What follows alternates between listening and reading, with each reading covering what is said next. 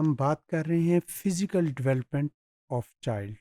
Physical development की जब हम बात करते हैं तो हमने उस पे बात की कि जो इन्फेंसी पीरियड होता है या दूसरे मायनों में 0 से 2 इयर्स तक का पीरियड, उसमें फिज़िकल डेवलपमेंट मुख्तलिफ अंदाज से आपके बच्चे के बॉडी की हो रही होती है। उसमें रिफ्लेक्सेस कैसे डेवलपमेंट होती है उसकी उसकी हमने बात की। हमने उसकी मोटर स्किल की बात की कि मोटर स्किल किस तरीके से डेवलपमेंट होती है। अब हम बात करेंगे हेल्थ की,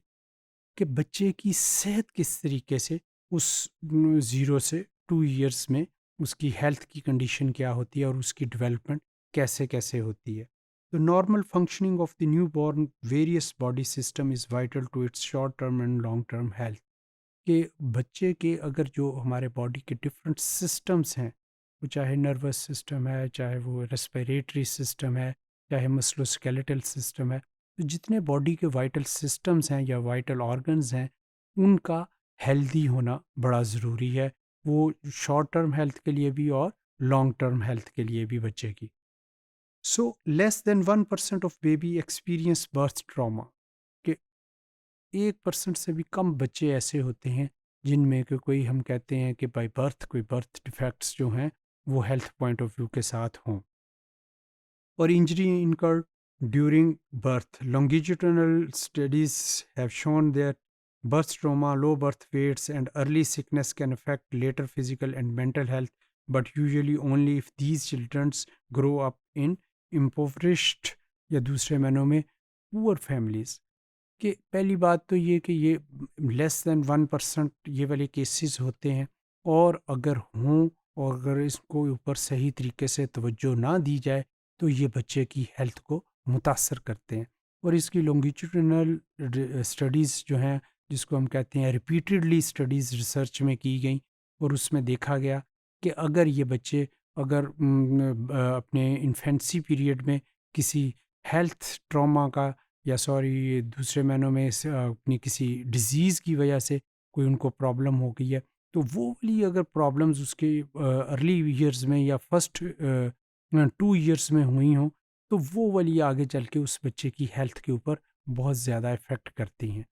और ये वैसे तो केसेस बहुत लेस देन 1% हैं, और अगर ये वाली अगर कोई केसेस ऐसे हों भी, तो अक्सर ऐसे बच्चों में होते हैं जो कि दूसरे मायनों में हम कहते हैं कि लो इकोनॉमिक या कम आमदनी वाले लोग जो होते हैं, उनके पास जिनके पास के इतनी अच्छी हेल्थ की फैसिलिटीज़ नहीं होती, वहाँ पे बच्चों में ये वाली इस तरीके की कमियाँ या हेल्थ पॉइंट ऑफ व्यू के साथ आने वाले टाइम में उनके लिए प्रॉब्लम्स या मसाइल जो हैं वो जन्म ले सकते हैं।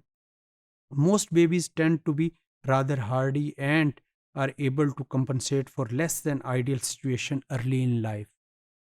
तो वो अगर हम देखें, अगर ऑल ओवर द वर्ल्ड देखें या पाकिस्तान देखें, जैसे कि डेवलपिंग कंट्री है पाकिस्तान या अदर एशियन कंट्रीज़, तो यहाँ पे ज़्यादातर जो बच्चे होते हैं वो हम कहते हैं कि बिलो एवरेज इनकम से इनका बाज़ का फैमिलीज़ का ताल्लुक़ होता है, जिसकी वजह से बच्चों को शुरू में अपनी हेल्थ इश्यूज़ के साथ जो है वो फ़ाइट करनी पड़ती है। और वो वाले अर्ली ईयर्स जो कि हम कहते हैं कि इन्फेंसी पीरियड होता है 0 टू 2 इयर्स, उस एज में अगर उनको वो वाली फैसिलिटीज़ या उस तरीके से अगर उनकी हेल्थ का, उनकी खुराक का और उनके जो हेल्थ रिलेटेड फैक्टर्स हैं, उनका अगर सही तरीके से ख़्याल ना रखा जाए, तो वो आने वाले टाइम में लॉन्ग टर्म हेल्थ के ऊपर बच्चे की असरअंदाज होते हैं। लॉन्ग टर्म ही नहीं बल्कि शॉर्ट टर्म हेल्थ के ऊपर भी। तो इसका